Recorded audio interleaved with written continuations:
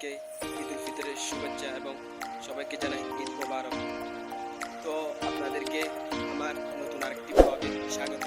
তো আজকে হচ্ছে আপনার ঈদের দ্বিতীয় দিন। তো আমরা যাব হচ্ছে আপনার পতেঙ্গা সি বিচ। ইনশাল্লাহ আপনাদেরকে পর্যটনের সবগুলো দিক তুলে ধরার চেষ্টা করবো এবং দেখানোর চেষ্টা করবো। আমি যাচ্ছি হচ্ছে একা, আমার সাথে আমি যাবো হচ্ছে সাইকেলিং করে। সাইকেলিংয়ে তো আমার হচ্ছে আমার সাইকেল, সাইকেলিং করে আমি যাবো হচ্ছে আমরা পতেঙ্গা সি বিচ। তো গাইস, আপনারা যদি আমার চ্যানেলে নতুন হয়ে থাকেন চ্যানেলটিকে সাবস্ক্রাইব করবেন এবং ভিডিওটি ভালো লাগলে একটি লাইক করে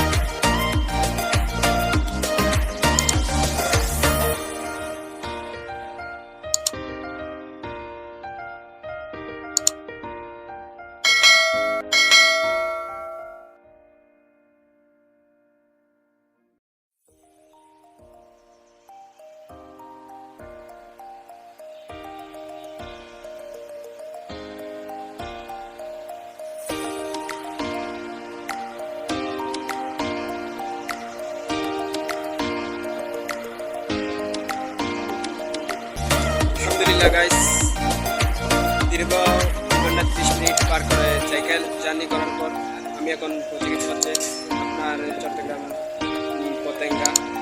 তো এখানে এখন আমার সামনে আছে হচ্ছে পতেঙ্গা আপনার বঙ্গবন্ধু শেখ মুজিবুর রহমান টানেল। তো এটা হচ্ছে আপনার বঙ্গবন্ধু শেখ মুজিবুর রহমান টানেল, যেটা হচ্ছে আপনার এখান থেকে পতেঙ্গা থেকে হচ্ছে প্রবেশ মুখ। তারপরে এটা আপনার গিয়ে শেষ হবে আপনার চৌমনি, আনোয়ারা চৌমনি। আপনারা যদি এখান থেকে আপনার লোকাল যেতে চান তাহলে এখানে বাস এবং হাইস আছে। লোকালে যা আপনার ভাড়া পড়বে 100 থেকে 150। এখানে বাস স্টেশন আছে, এখান থেকে আপনারা চাইলে যেতে পারবেন। পতেঙ্গা সমুদ্র সৈকত বাংলাদেশের সুন্দর ও জনপ্রিয় সমুদ্র সৈকতগুলোর মধ্যে অন্যতম। চট্টগ্রাম থেকে মাত্র 14 কিলোমিটার দূরত্বে অবস্থিত এই সমুদ্র সৈকতে সহজেই যাওয়া যায় বলে পর্যটকদের কাছে জনপ্রিয়তা দিন দিন বাড়ছে। এছাড়া এই সৈকতকে আরও আকর্ষণীয় করে তোলার জন্য বেশ কিছু পরিকল্পনা বাস্তবায়িত হচ্ছে।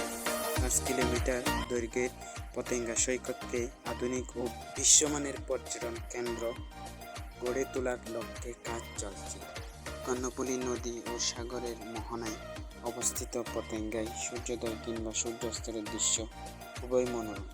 বিশেষ করে বিকেল সূর্যাস্ত ও সন্ধ্যার সময়টুকু অবশ্যই ভালো লাগবে। চট্টগ্রাম বন্দরের জন্য অপেক্ষমান সারি সারি ছোট বড় জাহাজ এখানে পরিবেশের ভিন্নতা নিয়ে আসে। পতেঙ্গায় রয়েছে স্পিড বোট চড়ে সমুদ্রে ঘুরে বেড়ানোর সুযোগ। সবগুলো জায়গা কাছাকাছি হওয়ায় দেখতে পারবেন একসাথে।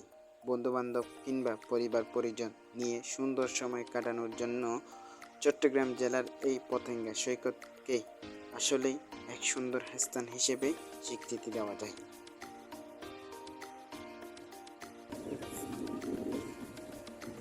তো আমরা এখন হচ্ছে আপনার পতেঙ্গা। আমরা এখন নিচের দিকে নামবো, সেখানে দেখি মানুষ এবং পর্যটন কেমন।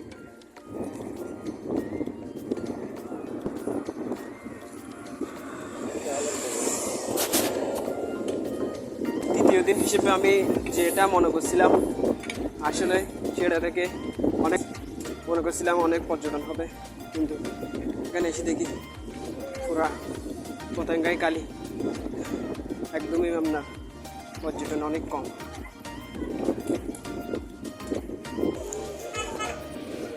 আপনারা চাইলে এখান থেকে আপনার স্পিড বোট নিয়ে নদীর মাঝখান থেকে এবং যেগুলো বড় বড় জাহাজ দেখা যাচ্ছে সেখান থেকে ঘুরে আসতে পারেন।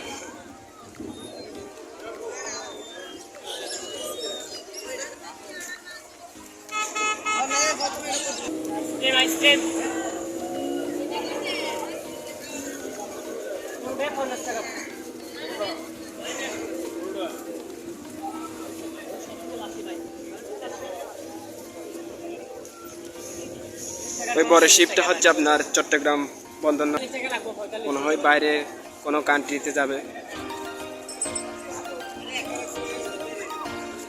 এখানে আপনার অনেক বড় বড় শিপ আছে, অন্য যেগুলো বড় বড় জাহাজ আপনার বাইরের দেশ থেকে জন্য পণ্য আনা নেওয়া করে, সেই জাহাজগুলো হচ্ছে এখানে অনেক বড় বড় জাহাজ।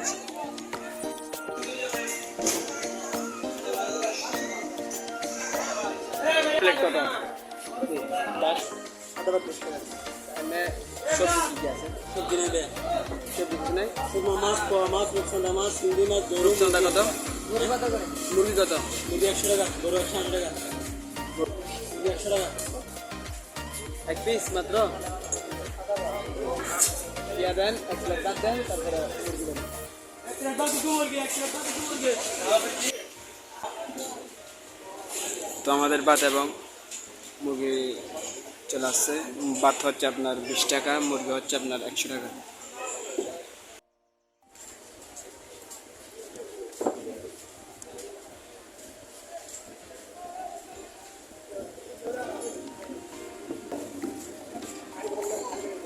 এ ভাই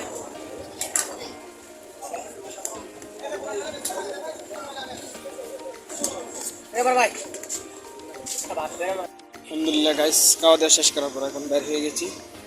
আমার সাইকেলের অবস্থা তো ভালো না, সাইকেলটা পুরোটা। তো আমি এখন যাচ্ছি হচ্ছে আপনার নদীর পাড়ের দিকে, সিভিক্সের নদীর পাড়ের দিকে, যেখানে উত্তর রয়েছে। তো এখানে আপনার দোলনা, নৌকা এবং আরও অন্যান্য অনেক কিছু রয়েছে। আপনারা এখান থেকে চাইলে খাওয়া দাওয়া সেরে নিতে পারবেন এই দোকানগুলো থেকে, এবং ছোটো বাচ্চাদের খেলনার জন্য আরও অনেক কিছু রয়েছে।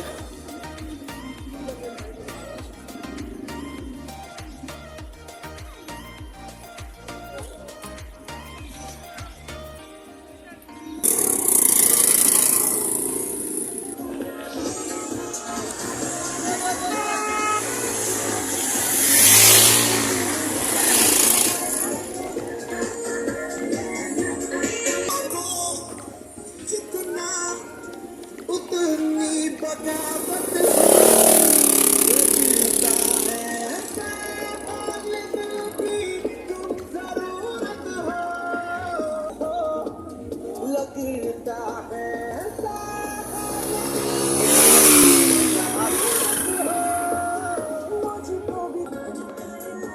হচ্ছে ছোট বাচ্চাদের খেলনা ড্রাগন।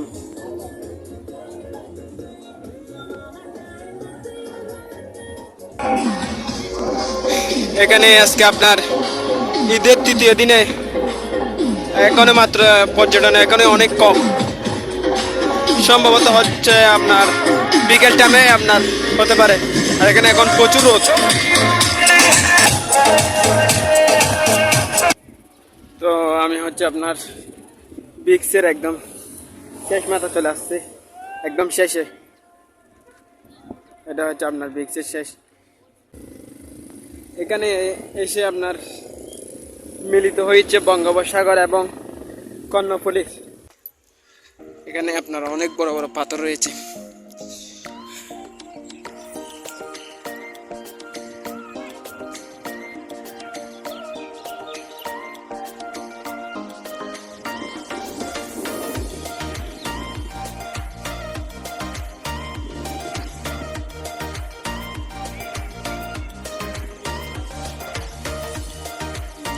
এখানে আপনার কাঠও রয়েছে, যেখানের মধ্যে আপনার পর্যটনরা আপনার গোসল করবে এবং অনেক ছেলেরা আপনার ফুটবল খেলে নদীর মধ্যে।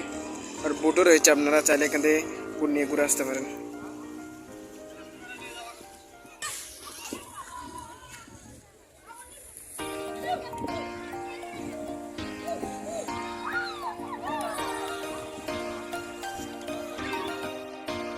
আর এখানে বসে আপনারা গল্প করতে পারবেন। এখন আপনারা আসলে আমার সাজেস্ট হবে আপনারা একটু বিকেল টাইম করে আসার জন্য। এখানে এখন দুপুর টাইমে এবং সকাল টাইমে একটু রোদ বেশি থাকে। রোদ বেশি থাকার জন্য আপনারা এখানে বসতে পারবেন না, কিন্তু প্রচুর রোদ এখানে।